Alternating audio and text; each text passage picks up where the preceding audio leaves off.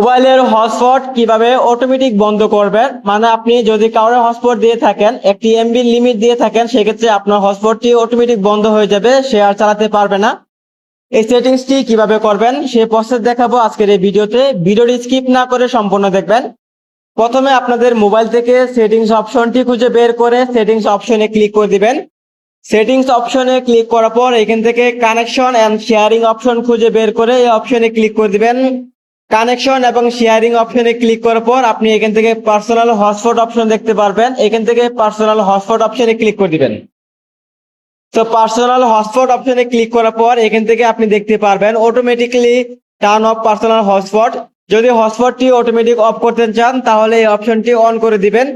তাহলে আপনি যদি কাউকে হটস্পট দিয়ে থাকেন কিছুক্ষণ পর অটোমেটিক অফ হয়ে যাবে। তো এই ছিল আজকের ভিডিওটি ভালো লাগলে অবশ্যই ভিডিওতে লাইক দিবেন। পরবর্তী মোবাইল সেটিংস নিয়ে কোনো ভিডিও পেতে এই চ্যানেলটি সাবস্ক্রাইব করে রাখবেন। ধন্যবাদ।